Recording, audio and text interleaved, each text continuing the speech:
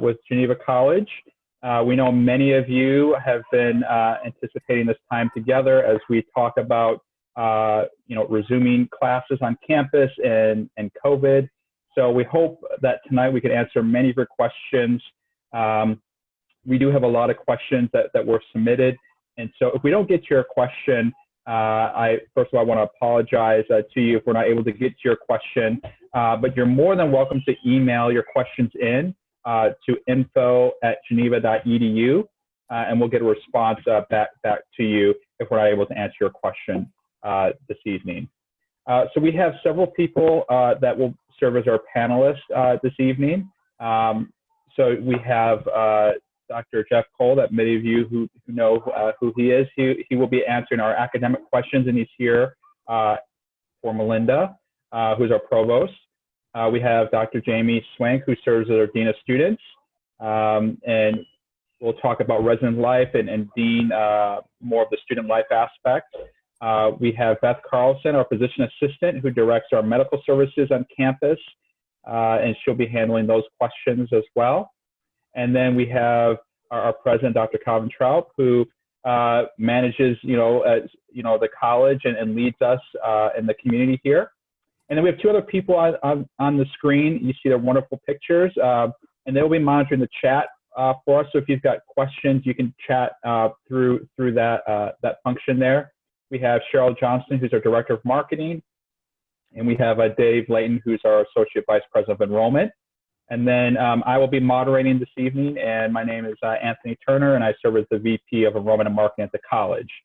And so we want to thank you all for taking time out of your evening to be with us tonight. And so we'll get through as many questions over the next hour, but I'm going to open us up a word of prayer, and then I'm going to turn it over to Dr. Trout for a couple of opening remarks. Let's pray. Our Father in heaven, we thank you for this evening. We thank you for just the people that are here with us on screen. Lord, as we navigate some really interesting and challenging times, we pray that you give us just a good understanding, good dialogue this evening as we try to answer as many questions as we can. Help us as we navigate through this together and as we prepare for a return this fall. We ask these things in Christ's name. Amen.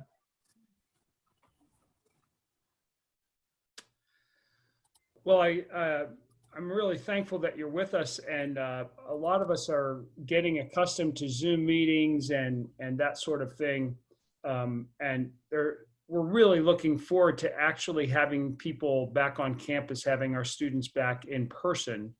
But actually, this is a great format to deal with some questions and especially at a distance. So I want to make sure that as we think about what the questions we'll be dealing with today, that we have a good framework, and we really are wanting to come back within the context of a COVID-19 pandemic environment. This is still going on. We might be asking the question, how long, Lord, is this going to happen and continue?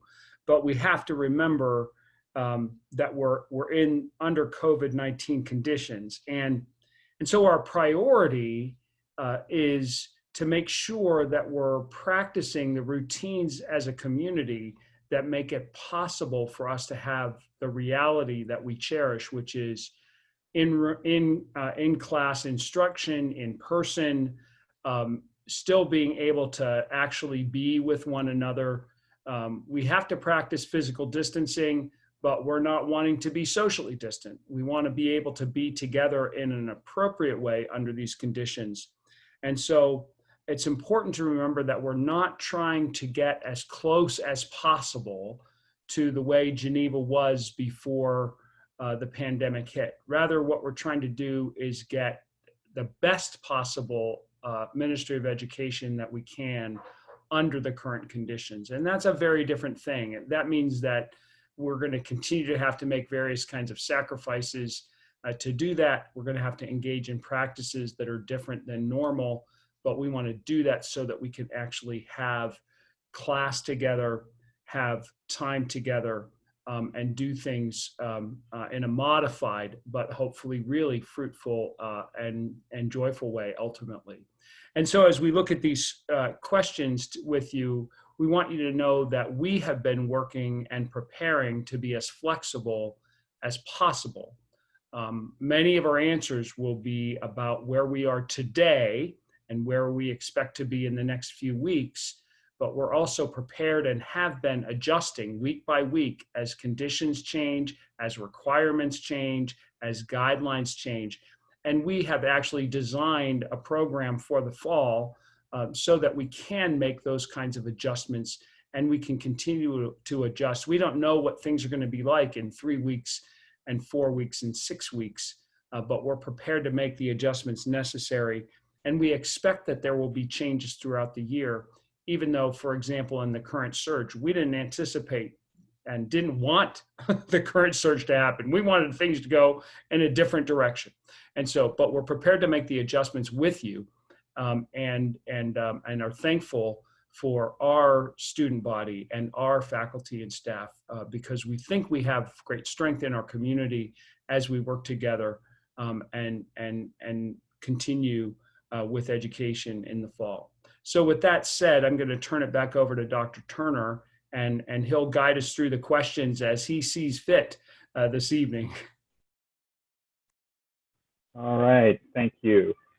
So we'll start with more campus-based questions. And so a lot of our students, a lot of them reside, in Pennsylvania, but we have many others that commute from distances. And so, so many of the students, their families would be commuting, wanting to come up to campus for a visit. So the question would be, if a family lives a certain distance away from campus, such as North Carolina or Virginia or Texas, or name any state, and they come maybe 2 or 3 times a year. Is that encouraged? Is that discouraged? And what if the son or daughter stays with the family in a hotel?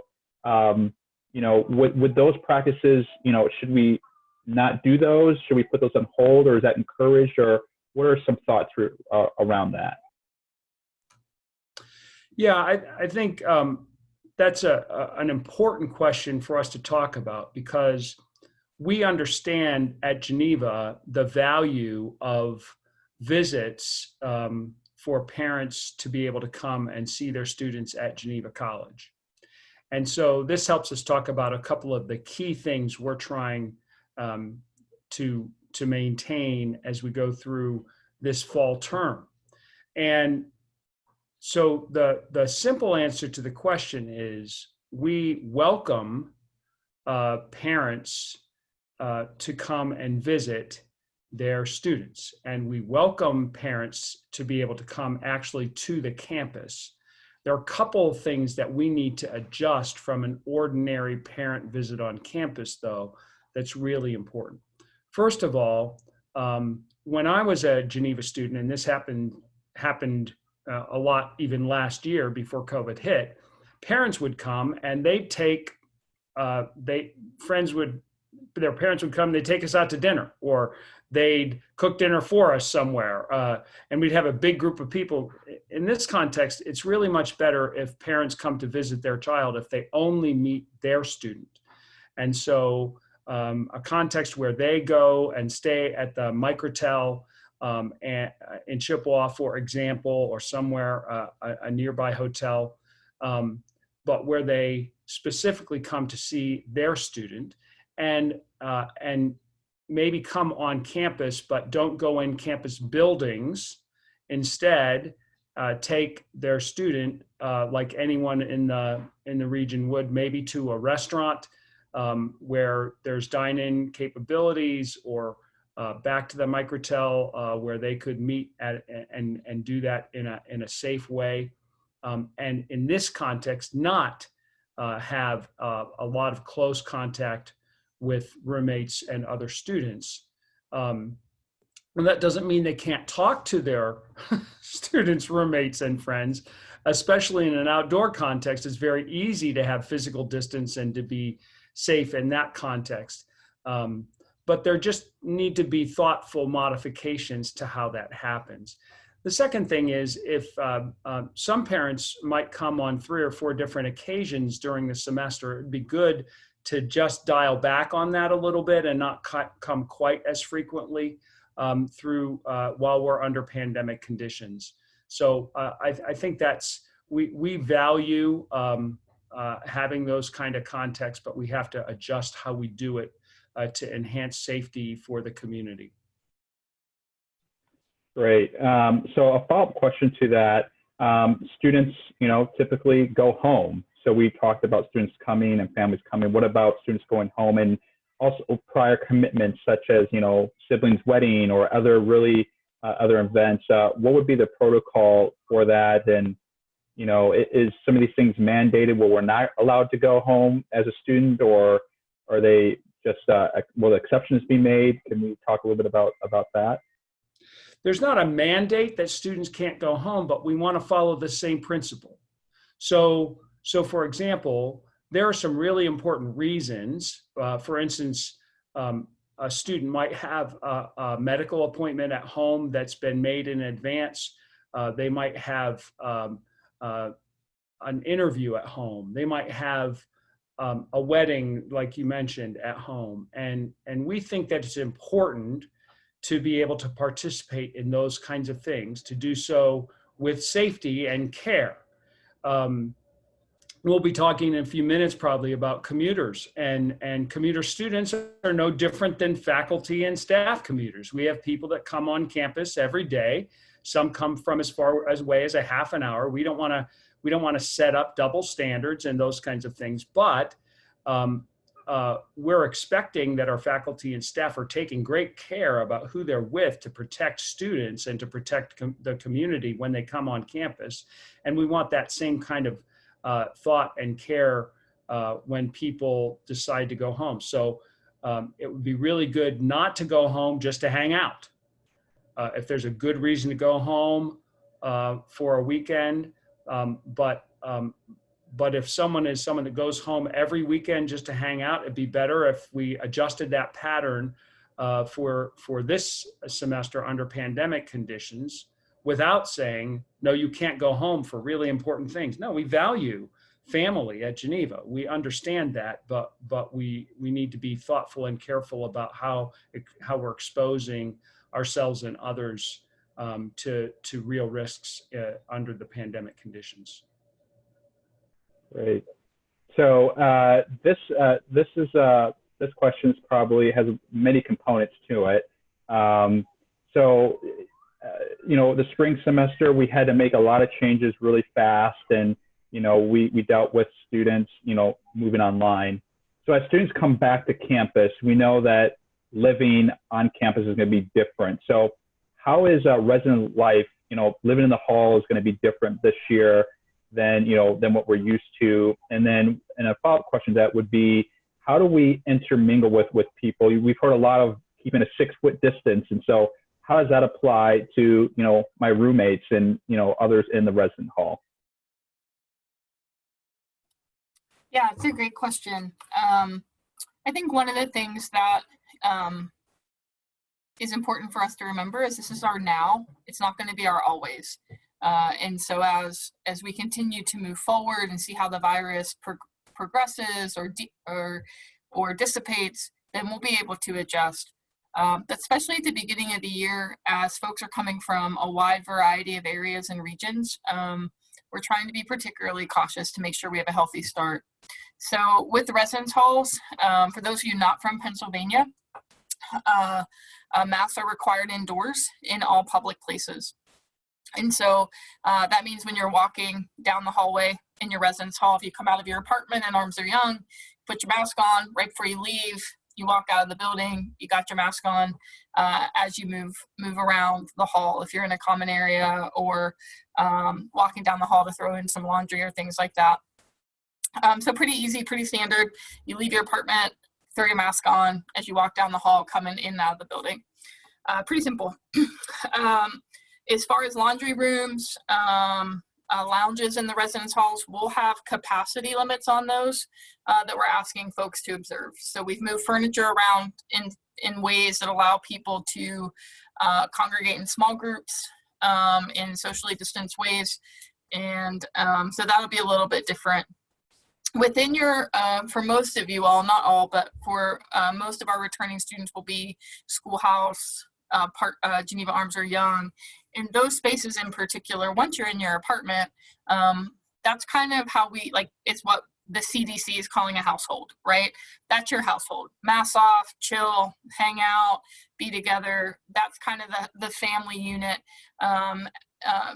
comparable family unit to you quarantining at home with your family. So when you're in your own space, mask not required, business as usual. But when you leave your apartment, as you come and go, mask on.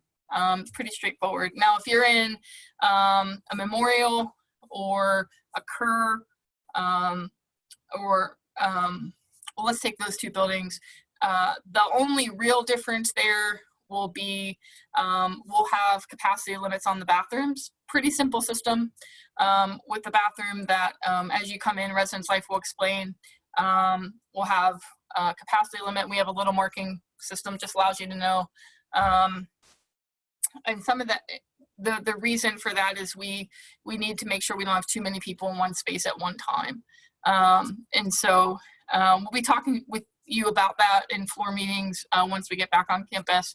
But really the big thing to remember is social distancing, kind of abiding by those capacity limits, making sure you got the mask on as you're moving around. The only other piece will be, at least for the start of the year, until we see how things progress with the virus, is that we will not have any outside guests in the residence halls. So as Dr. Troup was talking earlier, it's not that people can't come and visit, that you can't, you know, hey, mom and dad come up, you go for a walk, you go out to dinner, you come up, mom and dad drop you off outside. For a lot of you, that's probably how you're moving anyways. But because of the nature of the residence halls being households and being home and the amount of students that are there and the lack of predictability of when people are coming and going, we need to be particularly cautious in that way. And that's pretty consistent with what most institutions that we've been talking to, that's the approach they're taking as we start. So.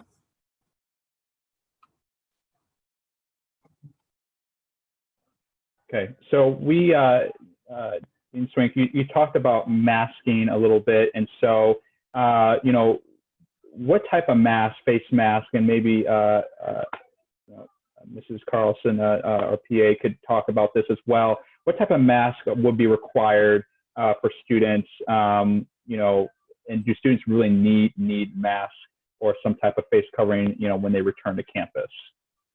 I'll let Beth speak to that, but anything that's black and gold will be automatically approved. So you can keep your New England Patriot mask at home. So other than that, Beth can give you the other qualifications. I second that, by the way. So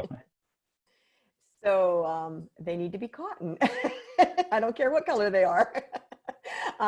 No, it's actually a face covering, and it could be a mask. I would recommend that you bring a mask, at least, you know, enough for every day of the week, because you only wear a mask one day, then it needs to be washed.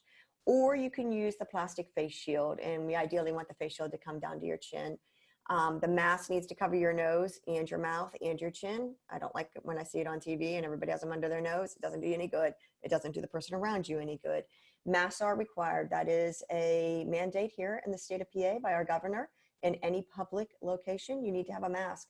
So make sure you bring your mask when you come to campus. You will be needed to wear it. If you saw the video I did, my mask protects you and your mask protects me. A lot of that is not being talked about in the media as it should be. That's why we're wearing masks, to keep the spread down.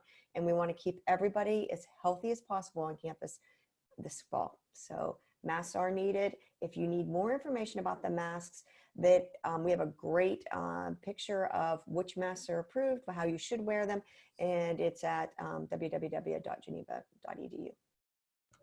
Tony, I want to chime in here. yeah, all right. Couple important things.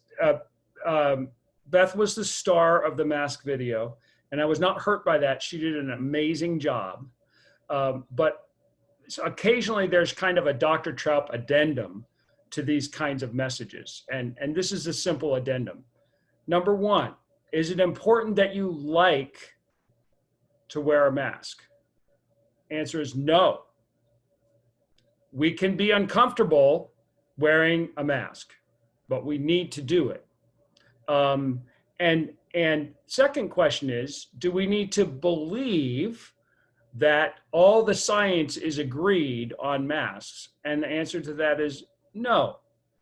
We had one of our faculty members who wrote a wonderful note as we were talking with faculty and staff about this. And it was wonderful because what he said was that he was uncertain.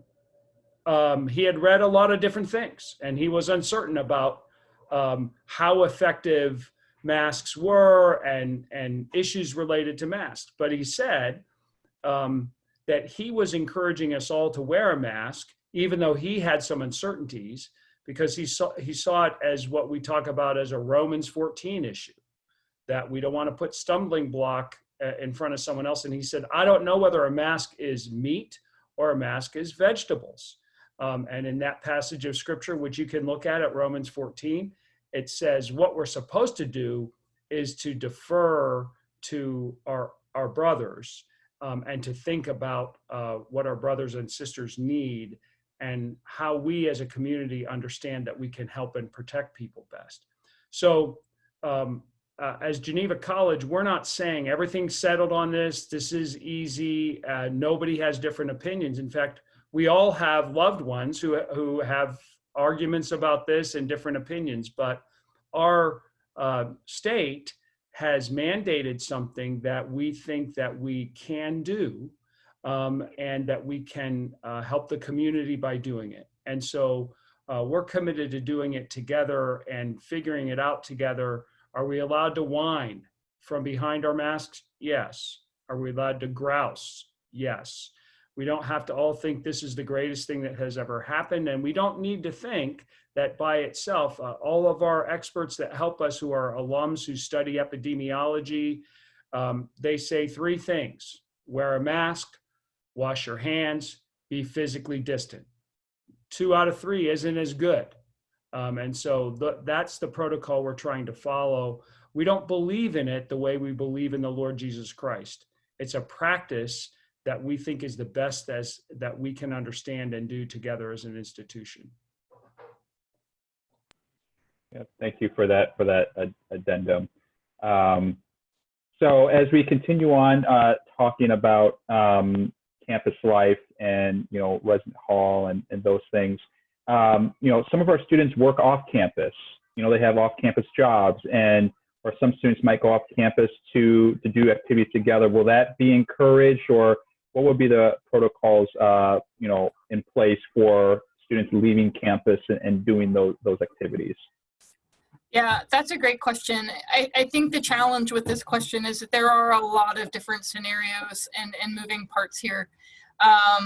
The one thing that we need every student to do, and we need really our returning students to lead in, so that our freshman students see how to move, because they're going to follow what they see the upperclassmen doing, is that we need folks to consider, hey, if you want to be on campus and you want to be in class, then we need to stay healthy and we need to keep our community healthy.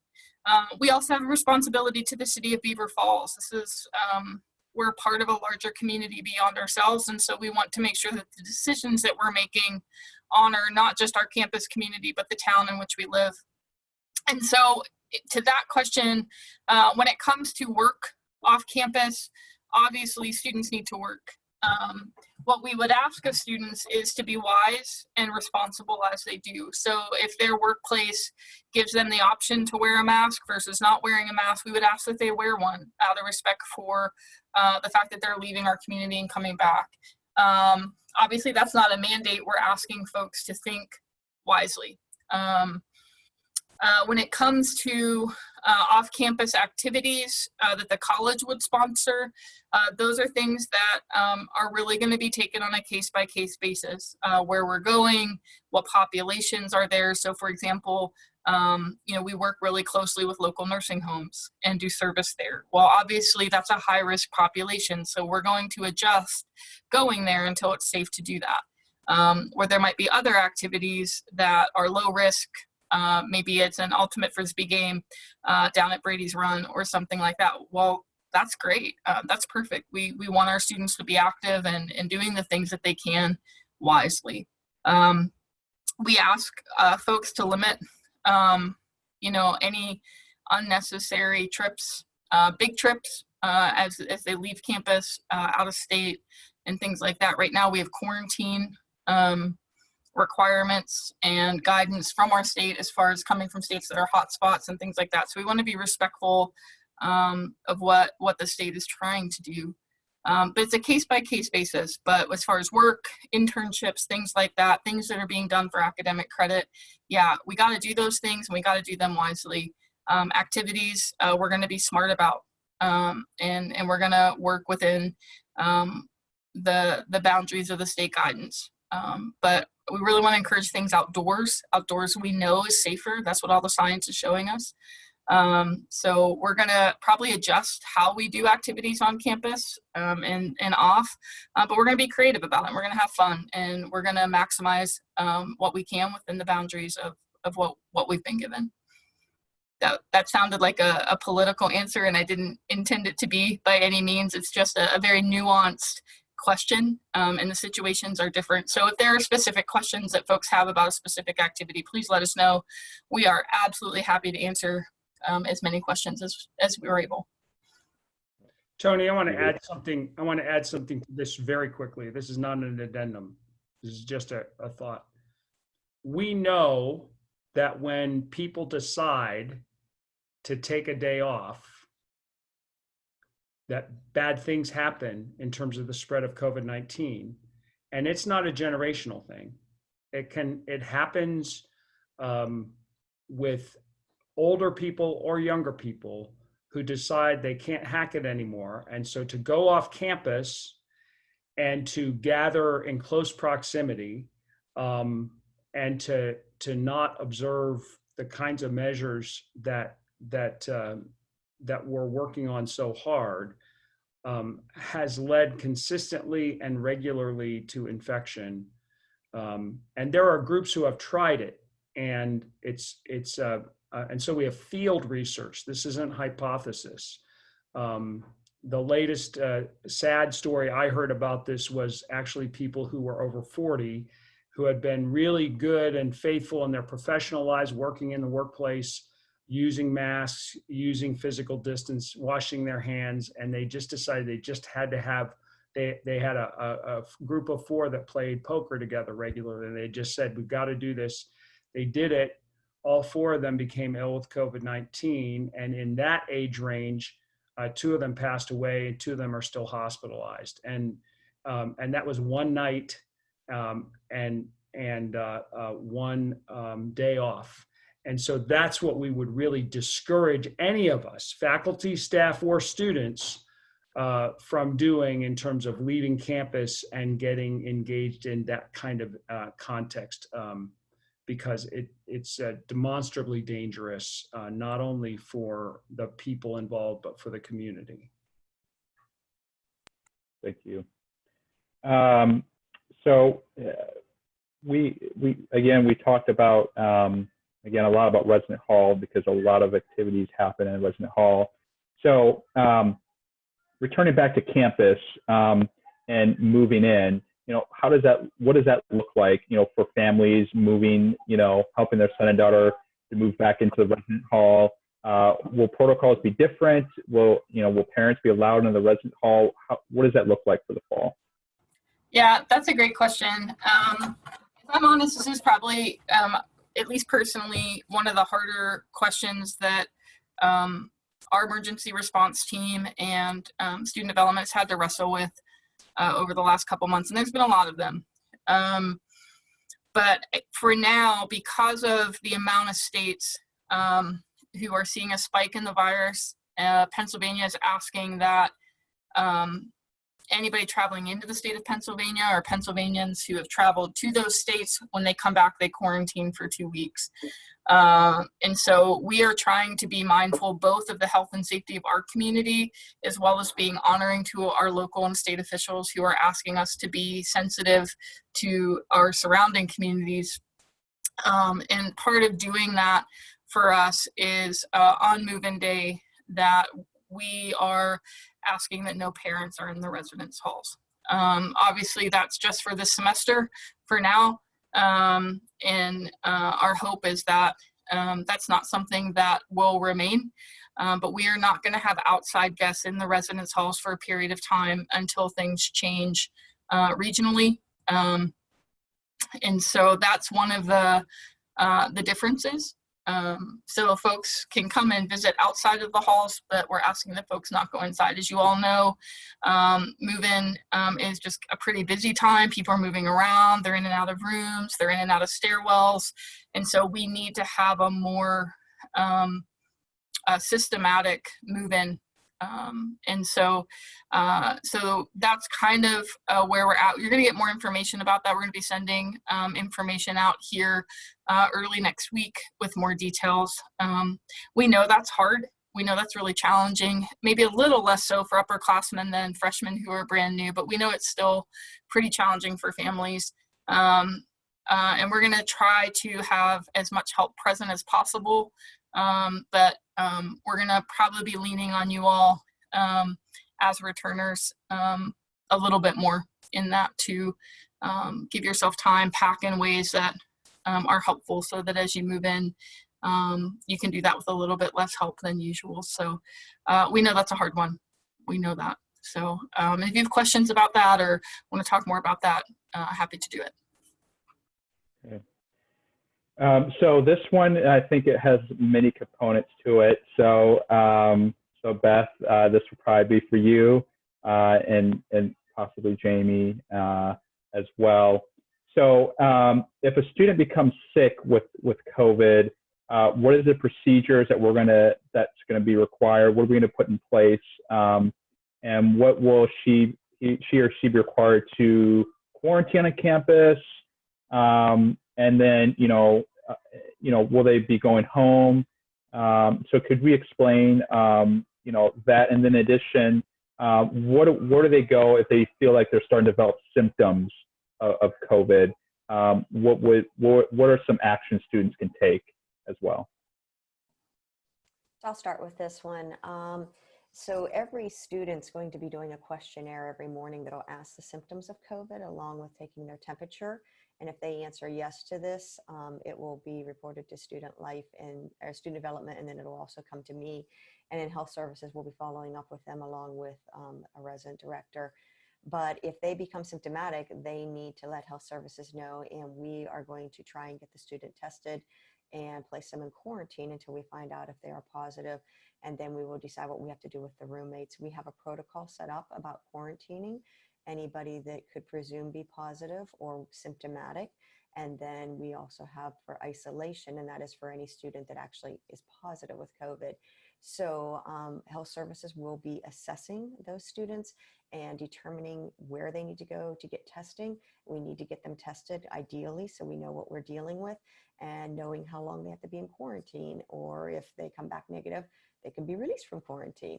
So ideally, I'll turn it over to Jamie, but quarantine, ideally, if they can, we would prefer they go home for quarantine. I think most students would be more comfortable in the comfort of their home with their family members while they're quarantining.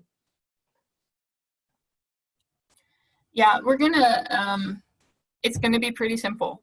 There's gonna be the on-call number, which we have, and a lot of students may already have, but we're gonna have that posted in classrooms and around campus. If somebody is symptomatic or thinks they were exposed to somebody, they call that number, they're going to get instructions by a staff member who's trained to walk them through the CDC questionnaire to let them know exactly what they need to do in that moment. We want to make sure that someone's on the phone with them. We want to make sure they know not to go grab a meal or to go to the library. We want to get them to where they need to be so that if by chance they are exposed or possibly have COVID, that we're limiting as fast as we can any additional exposure.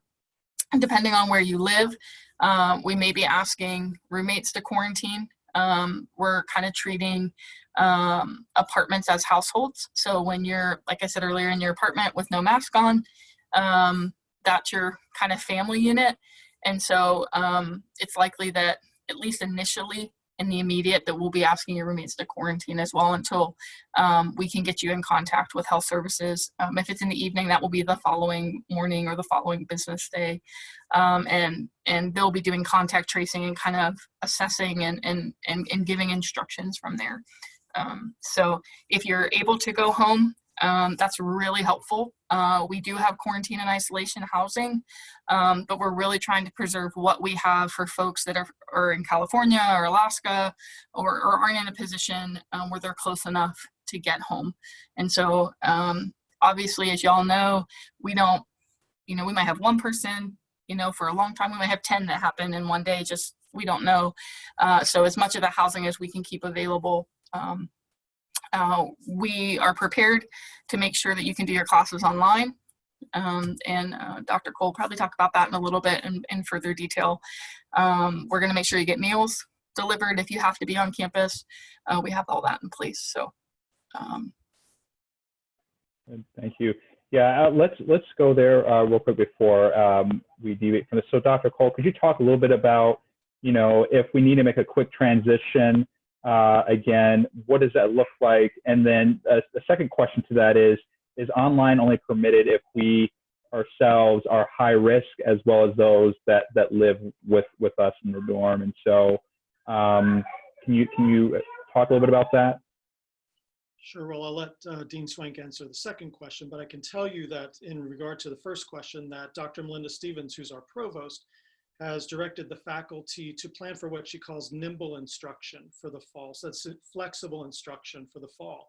So of course, in-person instruction is our desire, but we recognize that some students may not be able to be in class because they have to quarantine or because they get sick. So faculty members are creating flexible course plans for each of their courses that take into account that some students might not be in class because they're sick or they're quarantined. And this nimble approach then will allow students to continue their coursework uninterrupted until they can return to class.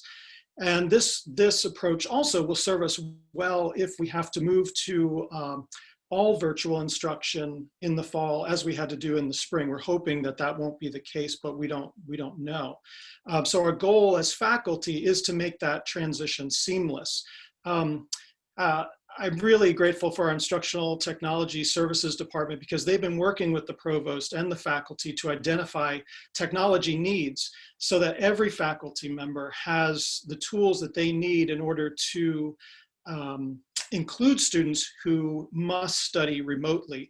And you might be interested to know that faculty have just finished with 5 weeks of training in areas such as designing flexible curriculum, best practices in online pedagogy and assessment, training in new software programs. And a lot of what we did in that training came out of the survey that perhaps a lot of you filled out in May when the provost sent it out, asking what went well in the second half of the semester, what could we do better?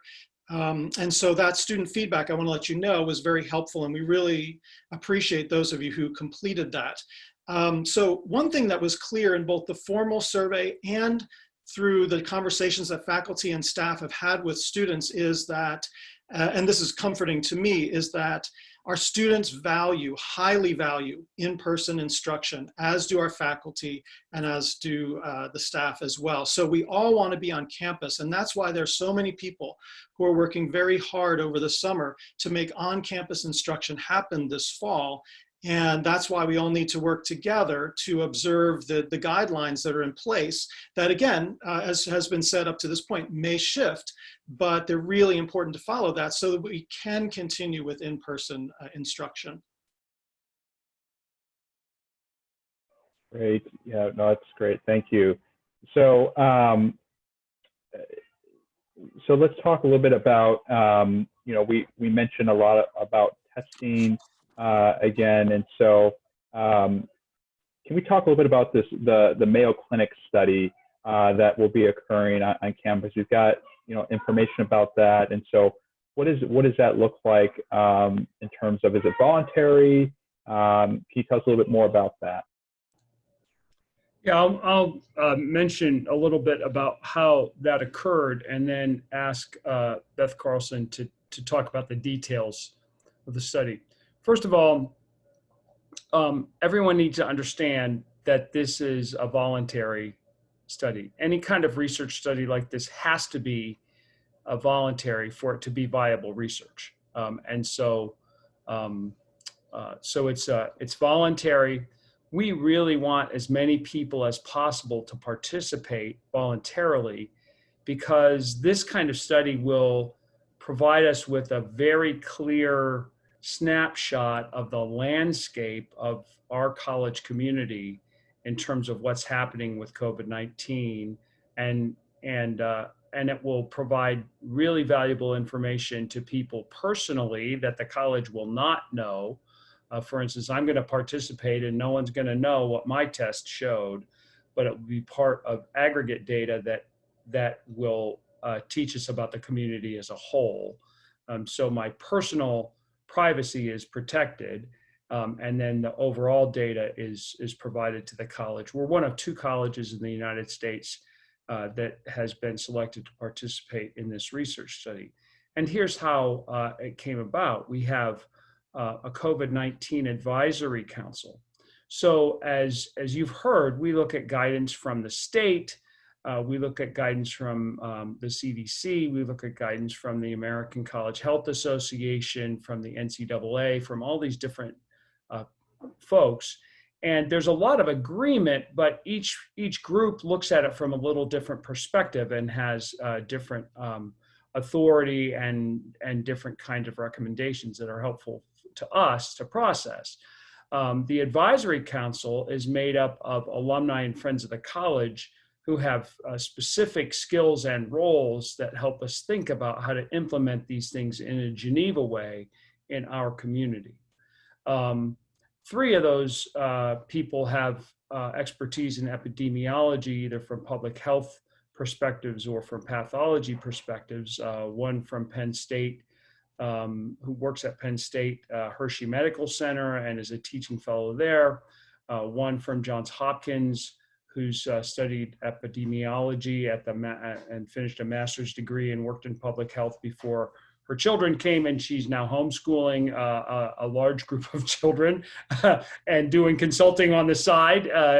And then a third person who is at Brigham Women's Hospital in Boston and is part of the teaching faculty of the Harvard Medical School. And so in addition to that, we have a friend of the college who is a distinguished researcher at the Mayo Clinic.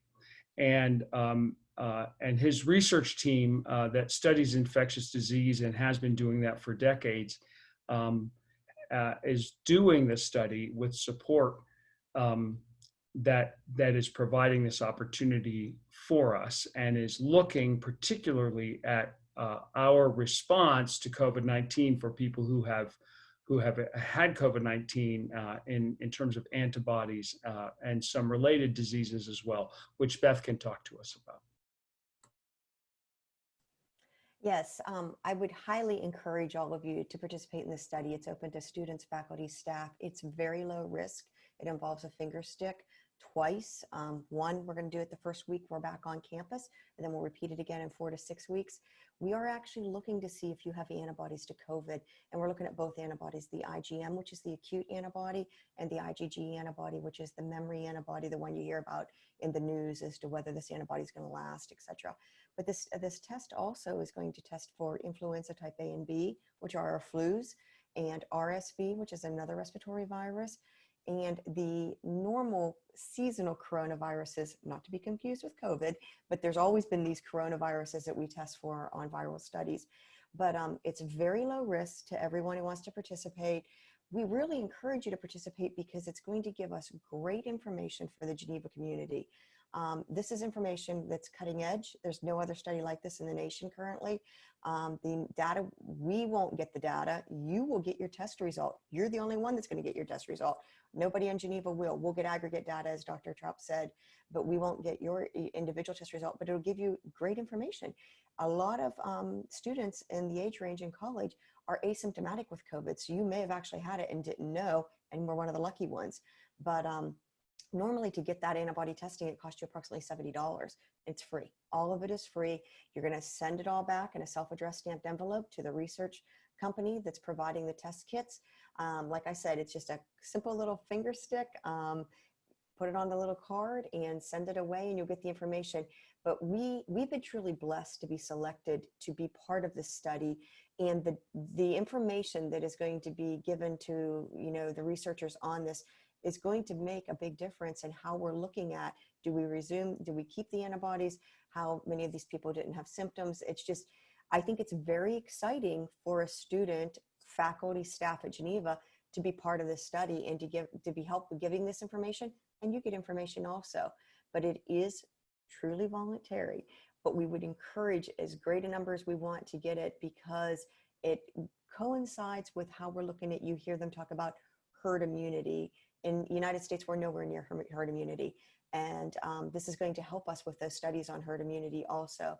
So like I said, I'm excited. I encourage everyone to try and participate in this study.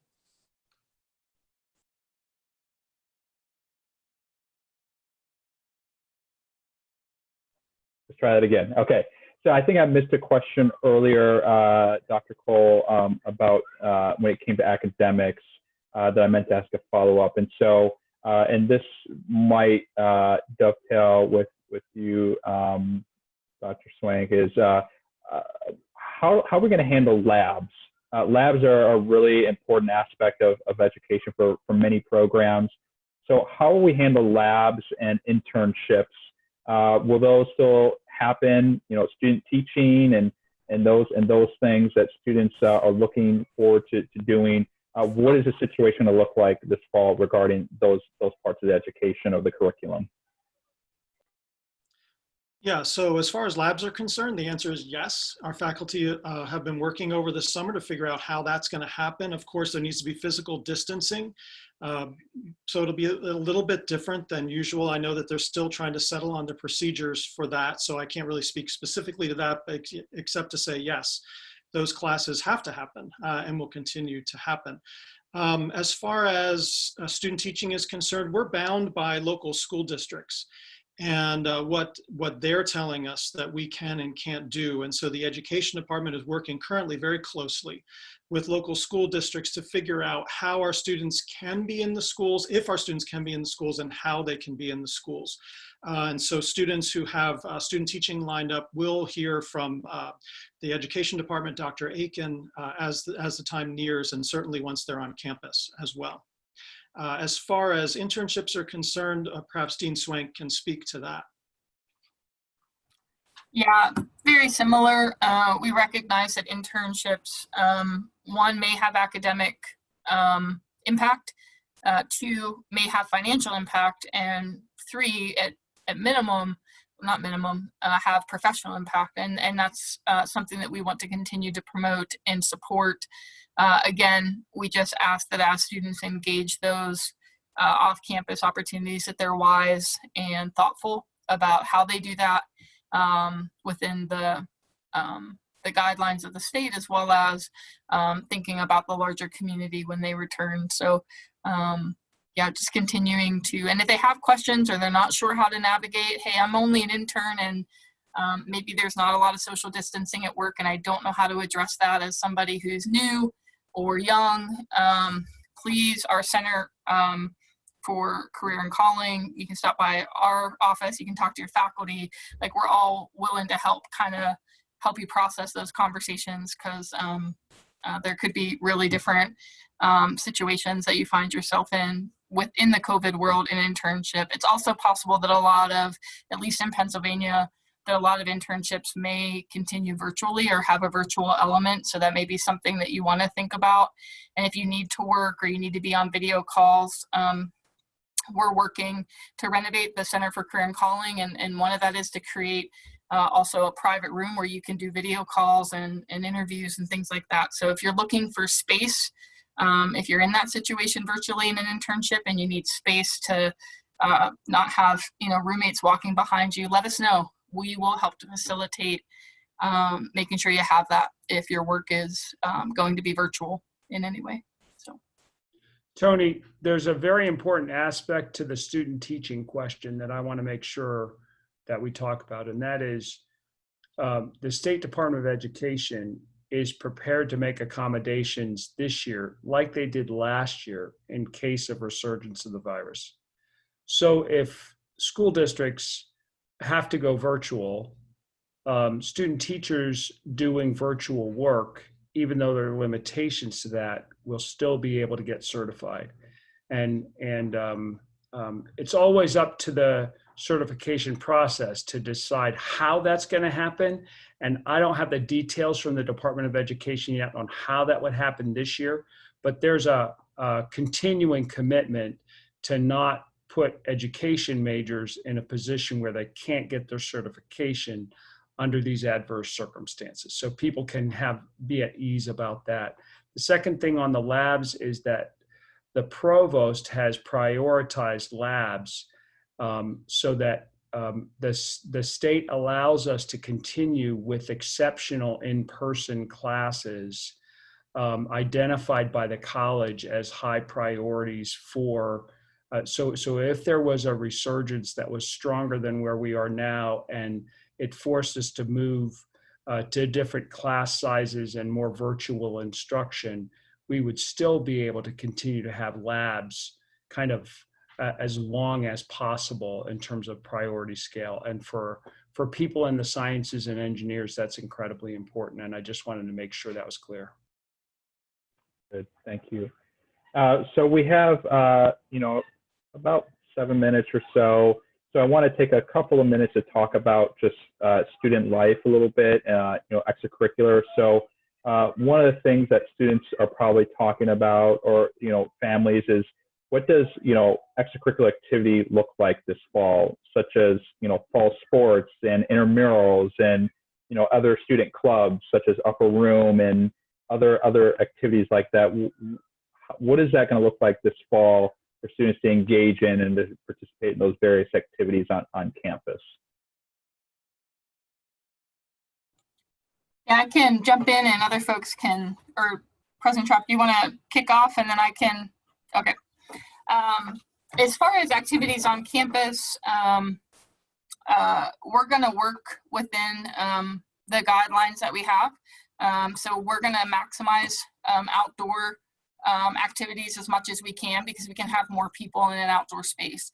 When you get to campus, you're probably going to see big tents on the lawn in different areas. These are tents that we've purchased and invested in, so we have more gathering spaces on campus outside. We're going to adjust intramurals. We're going to have intramurals. We're going to have a great time, but we're going to be thoughtful about what activities that we do this fall. Maybe as things get better with the virus, we can add in more contact sports. But hey, what really fun, unique things can we do intramural-wise in the fall that allow us to socially distance, that allow low contact, that allow us to do things outside? Right now, the state of Pennsylvania has a outside of classroom instruction as an exception. There's a 25-person gathering limit indoors. And so one thing that we may be asking you to do, we're working, and Dr. Cole's been involved in this, Random Willard, and others that you may know have been involved in getting, we're working on an app that you guys will have access to, and you can sign up for events. And that's going to help us allow to continue to have events on campus, but it's going to help us make sure, hey, we know we have a limit of who can be there at certain events. And so you just have to click on an app and sign up, and not a whole lot of investment, but it'll allow us to continue to do things on campus. We're going to try to do more things, but smaller things around campus, and we're going to get creative. And my hope is that it'll be a challenge for sure, and it won't be business as usual, at least for a little while. but if there's anything I know about this community is that we can have a good time and we can be resilient. And so, and we're going to do that. And if you guys have suggestions, especially those of you that maybe have worked in CSE as student leaders or have worked in activities or programming, if you have ideas, let us know. We love to hear those ideas about things that we can do within the boundaries that we have. So it won't be the same, at least not to start, but we're going to do our best to have a good time and enjoy each other and enjoy the fellowship in the community.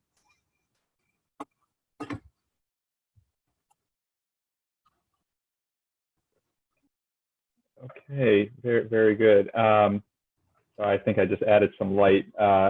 So it's not just a bright idea, so no pun intended. So we've talked a little bit about athletics and just participation. I think one thing that we maybe some parents are wondering is testing as far as coming to campus. We've given some guidelines of testing. So if someone tests positive or they've had symptoms, and they're required to quarantine at home, and they go through that quarantine process, will they be required to retest again prior to coming to campus? And so can we talk a little bit about that?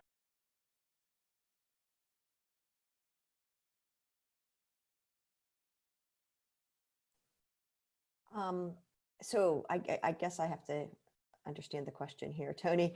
If they've already tested and they tested positive and they quarantined, they should be fine once they go through their quarantine process. If they've tested and they've tested negative, then that means they have not contracted COVID and they could still be susceptible to getting it. If they're coming from one of these states that are on the PA list, yes, we would expect them to stay quarantined for the 14 days prior to coming on campus. That is to protect the community. And that also includes if family members are driving them from another state, if they could possibly, be very cautious in quarantine before they bring their student on campus, because if they're driving 12 hours with a student in the car, and that student is susceptible, then there is a problem. However, they would hopefully have masks and such. But I guess if I'm answering the question, if they've already tested and they're negative, then I would want them to quarantine definitely for the 2 weeks prior to them arriving on campus, yes. If anyone else wants to add anything, feel free. I think this is a really good example of how not only Geneva, but the whole higher ed community has had to be flexible. Because 6 or 8 weeks ago, there was a expectation and a hope that most students could avoid quarantine by getting a PCR COVID-19 test before they returned to campus, especially if they were from a hotspot. But because, as everybody knows, both the availability of testing and the time it takes to process tests has made that require a shift to quarantining. And so in our current context, it's very difficult to get a COVID-19 test unless you're symptomatic. And so we've had to substitute quarantining for what we thought would be testing. So everyone in the community, outside of the community that's symptomatic needs to get a COVID-19 test because someone with who's done a medical exam or a medical consultation asked for that. Otherwise, it's not easy for people to get COVID-19 tests, and we don't have an expectation, and schools have replaced that expectation with a quarantine expectation when people are coming from a distance or coming from a hotspot. And we are working really hard to accommodate that. So this is one of those places where we just need you to be in touch with us. If you have a specific question about your place, where you live and your condition, then we want to talk with you and help you sort that out. And we're equipped to make the adjustments that we need to make sure that you're able to come safely, whether that means quarantining now or whether that means a delay or however that works. we really want to be in conversation with you about that and help and assist so it's clear what you need to do in your context and how we can work best together. Thank you. Well, the time is now 8:30, and so time flies when you're being interrogated. So I want to thank our panelists for being here, as well as our two moderators in our chats. And so thank you, and thank you for those who are listening in and asking really good questions and being with us tonight. We know that many of you, have additional questions, and so I just want to emphasize, if you have additional questions, please email us at information@geneva.edu, and that's a really good place to start. As well as we're going to have regular updates through the FYIs that come out, on Tuesdays, for students and Thursdays for parents, as well as a website. And so asking questions is a good thing, and we encourage you to ask questions. If you don't know, then we want you to ask questions. So we rather give you more information than less information. And just as you're fully aware, things are obviously changing. So we could have a response for you today, and then we get you guidance, and it could change the next day. And it's not our intention to seem like we're wavering in any shape, way, or form. But as we get new updates, we're trying to form our policies and what we're trying to do at Geneva in accordance to some really great recommendations and following local guidance. And so, so we thank you so much for being flexible. We thank you, students that are on the line, and bearing with us during a really quick transition this past spring. And so we thank you so much for that. And we do look forward to seeing all of you back on campus in the next several weeks. And thanks again for spending part of your evening with us. We hope that you have a great night.